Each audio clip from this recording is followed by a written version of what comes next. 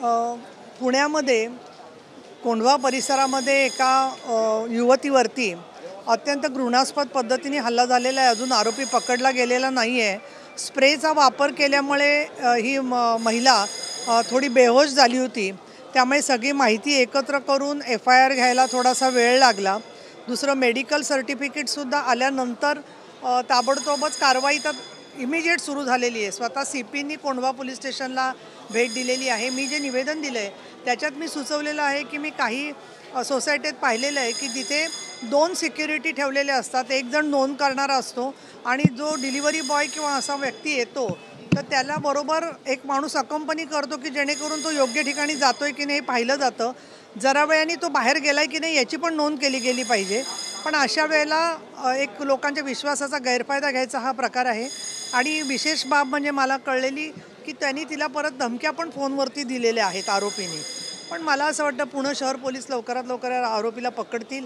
पण या निमित्ताने सर्वच ही जे डिलिव्हरी बॉईज असतात किंवा प्रत्येकालाच आपण दोष देणं योग्य होणार नाही, कारण अनेक लोकांचा चरितार्थ त्याच्यावर अवलंबून आहे. परंतु गिग वर्कर्सनासुद्धा कारण नसताना मारहाण करणं, त्यांच्यावर संशय घेणं असंही झालेलं आहे. म्हणून मला वाटतं की कॅरेक्टर सर्टिफिकेट त्यांचं आवश्यक ठेवावं आणि निगराणीची जी व्यवस्था आहे, मग CCTV असतील किंवा वेगवेगळ्या प्रकारनी नोंद ठेवणं असेल. आणि अगदी महत्त्वाचं म्हणजे तुमच्यामार्फत मी गृहिणींना आवाहन करीन की पेन मागायला किंवा कशासाठी तरी तो माणूस दार उघडं ठेवायची ज्या संधी बघतो त्या दार बंद करून घेतलं पाहिजे. आतली वस्तू आणून देऊन साखळीमधून ते घेतलं पाहिजे. थोडी अमानुष वागणूक दिल्यासारखी वाटते, परंतु आपल्याला जर का पार्सल दिसलं आणि काही संशयास्पद थोडं वाटलं तर त्यावेळेला पार्सल बाहेर ठेवून दिलं आणि नंतर घेतलं तरी चालतं. या सगळ्या दक्षता आता घेणं हे क्रमप्राप्त झालेलं आहे असं मला वाटतं. मराठी माणसाचा विजयी मेळावा आहे. 2 ठाकरे बंधू एकत्र येत आहे, कसं पाहताय? असे समाजामध्ये प्रत्येकाला लोकशाहीमध्ये अधिकार आहे आणि त्यांनी मराठीचा विजय म्हणजे खरं तर राज्य सरकारनेच व्यवस्थित काळजी घेतलेली आहे, स्वतः निर्णय घेतलेला आहे. अशा वेळेला नरेंद्र जाधवांच्या कमिटीला आम्ही विरोध करू म्हणतात. अरे कमिटीचे काय उद्दिष्ट आहे आणि कमिटी काय करणार आहे याच्यावर काहीच विषय न घेता केवळ संशयाचं भूत उभं करणं हा देखील काही लोक खोटं नॅरेटिव्ह पसरवत आहेत. परंतु उद्याचा जो मेळावा आहे तो मेळावा मी सर्व मराठी जनांच्या दृष्टिकोनातून त्यांनी घेतला आहे असं म्हणणं आहे आणि पक्ष निरपेक्ष आहे. तर मराठा तितुका मिळवावा हीच एकनाथ शिंदे यांचीसुद्धा भूमिका आहे. आणि त्यामुळे मराठीचं रक्षण करायला महायुती, देवेंद्र फडणवीस, एकनाथ शिंदे, अजित पवार सक्षम आहेत याची प्रचिती मेळाव्यानंतर लोकांना आलेली दिसेल. ठाकरे ब्रँडची प्रचिती जी आहे ते अजून कायम आहे. येत्या काळात अशा प्रतिक्रिया ज्या आहेत ते मनसे असतील किंवा यांची शिवसेना असेल त्यांच्या नेत्यांकडनं येताना पाहतो. मला असं वाटतं की त्यांच्यावर काही मी भाष्य करणार नाही. त्यांचा जो आनंदाचा उद्याचा दिवस आहे तेवढा आनंद त्यांनी जरूर साजरा करावा. पण मुळामध्ये ब्रँड हा जो शब्द आहे तो आपण बाजारपेठेतल्या एखाद्या उत्पादनाला वापरतो. राजकारणामध्ये चैतन्य निर्माण करणं असं जे आहे ते शेवटी नेतृत्वावरती अवलंबून असतं. त्यामुळे काही गोष्टींची उत्तरं काळ देईल. परंतु माननीय एकनाथजी शिंदे यांच्या नेतृत्वाखालची जी शिवसेना आहे त्यांनी सभेच्या निवडणुकीमध्ये स्वतःची मोहर विधानसभेत ज्या प्रकारे 60 आमदार निवडून आणून व्यक्त केलेली आहे तो त्याला विरोध करणं म्हणजे कुठेतरी मराठी जनतेचा विश्वास जो आहे तो चुकीचा होता असं म्हटल्यासारखं होईल याची जाणीव त्यांनी ठेवावी. महाराष्ट्रात मराठीचा अपमान कराल तर कानाखाली बसेल असा इशारा संदीप देशपांडेंनी दिला. मुळामध्ये काय आहे की काही ठिकाणी मराठी भाषिकांना आम्हाला येत नाही बोलता, मराठी बोलता येत नाही असं म्हणणारे काही लोक आहेत किंवा मराठी पदार्थांना एक ज्याला आपण म्हणू कमी लेखणारे लोक आहेत. तर त्यांच्याशी संघर्ष करायचा असेल तर आपण ठाम भूमिकेने करावा. त्यासाठी माध्यम काय वापरायचं त्याच्या संदर्भामध्ये प्रत्येक व्यक्तीची फुटकळ व्यक्तीची मी दखल घेतली पाहिजे असं नाही आहे.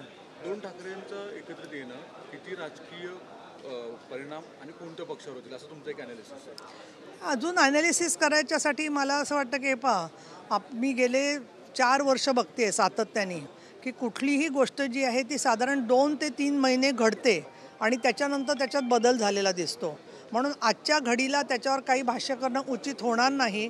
विशेषतः आमच्यासारखे लोक की ज्यांनी 2014ला युती मोडलेली पाहिली, परत 2019ला युती झालेली पाहिली, त्याच्यानंतर 2022ला माननीय शिंदेसाहेबांनी एक नवीन शिवसेनेला एक वेगळं पर्व तयार केलं आणि त्याच्यानंतर लोकसभा आणि विधानसभा याच्यामध्ये विधानसभेत कोणाला विश्वास बसणार नाही असं घवघवीत यश जनता जनार्दनाने दिलं आणि त्यामुळे मला असं वाटतं की सामर्थ्य आहे चळवळीचे जो जे करील तयाचे या भूमिकेतून आमची शिवसेना चाललेली आहे. त्याच्यावर काळ काय ते उत्तर देईल असं मला वाटतं. तरी पण मराठी मतदार हक्क फक्त त्यांचाच आहे का? उद्धव ठाकरे आणि राज ठाकरेंचा असं एक प्रतिमा तयार केली जाते आता सध्या. प्रतिमा जी तयार केली जाते आहे त्याचे सूत्रधार तुम्ही आहात सगळेजण असं मला वाटतं.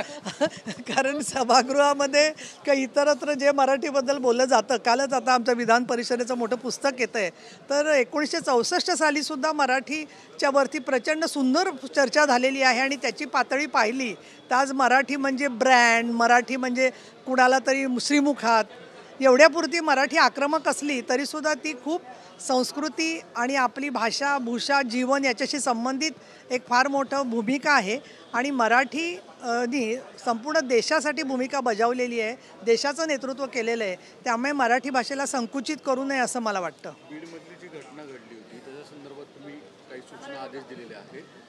पुण्यात सुद्धा घटना घडली, वारंवार घटना घडतात, या संदर्भात तुमची प्रतिक्रिया? नाही, वारंवार घटना घडत आहे त्याच्यात दोषसिद्धीचं प्रमाण कन्व्हिक्शनचं रेट वाढवला पाहिजे. दुसरं, अंजली दमानिया मला भेटायला आल्या होत्या, त्यांनी एक गोष्ट माझ्या निदर्शनाला आणली की पोलिसांचं छेडछाड रोखण्यासाठीचं जे पिंक पथक आहे त्याच्यात बऱ्याचशा वेळेला महिलाच नसतात, महिला पोलिसच नसतात त्याच्यामध्ये. तर महिला पोलिसांचा सहभाग याच्यात वाढवला पाहिजे आणि मुख्य म्हणजे जे लोक अशी एकदा छेडछाड करतात त्यांच्यावरती त्या केसेस लवकर निकाली लागल्या पाहिजेत जेणेकरून लोकांना कुठेतरी धाक बसेल असं मला वाटतं. आणि बीडच्या घटनेमध्ये आरोपी कुठल्या पक्षाचा आहे बघून जे लोक उतरतात त्यांच्याबद्दल तर मला असं वाटतं ते आरोपी एवढेच घृणास्पद लोक आहेत. याच्यासाठी आहेत की त्या मुलींना समुपदेशन करणं, मुलींना संरक्षण देणं, शिक्षकच मुलींना अशा धमक्या देतो त्यावेळेला त्या मुलींची परिस्थिती काय होत असेल या सगळ्या दृष्टिकोनातून मी स्वतः पोलीस महानिरीक्षक संभाजीनगर यांना निवेदन दिलेलं आहे आणि क्लासमध्ये सुद्धा मुलींची छेडछाड रोखण्यासाठी कमिट्या असाव्यात जेणेकरून त्यांना तक्रार करण्यासाठी म्हणून व्यवस्था होऊ शकेल. आणि आता हे जे गुंड आहेत त्यांना सोडवण्यासाठी कोण जामीन द्यायला येतं ना, त्या जामीनदारांची नावं जर का वाहिन्यांवरून प्रसारित झाली तर कोण कोणाच्या मागे खलनायक आहे ते स्पष्ट होईल असं मला वाटतं.